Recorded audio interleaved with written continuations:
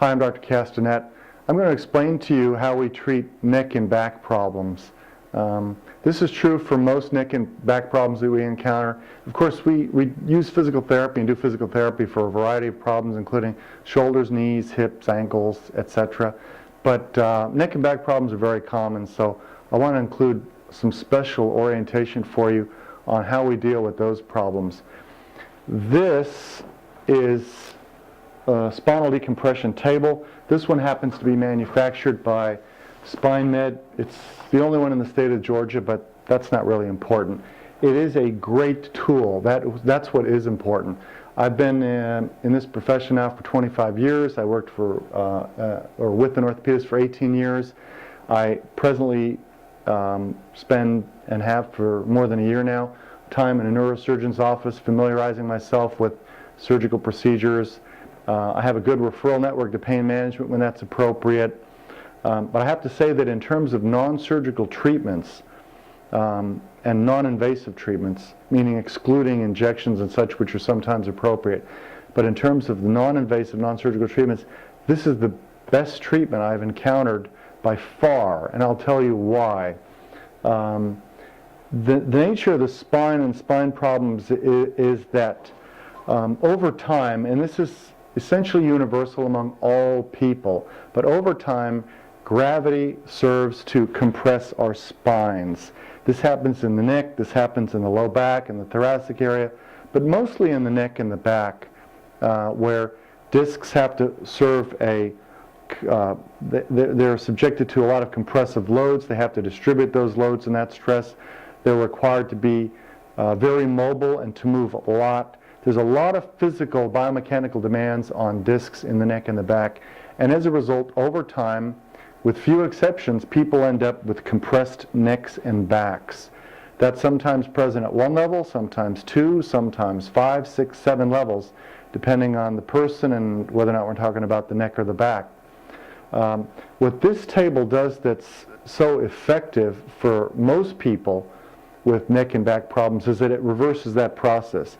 The person literally lies on the table. It's generally a comfortable procedure to do, and we secure the person at the table, and the table simply separates them. The concept is not new. It's been around since Hippocrates and before that, I'm sure. Patients even come here telling me sometimes, would inversion be a good idea to do, or I feel if I could just be stretched, that would help. And so intuitively they're aware that that would probably be efficacious for them or help them. And in fact, it is true most of the time. It existed in the way of traction for many years. In recent years, starting in about 1996, the FDA cleared a new generation of prototype traction tables that have come to be called spinal decompression. These tables are more sophisticated. The concept is not new. The efficacy, we argue about whether or not it's more efficacious. They are clearly more sophisticated tables.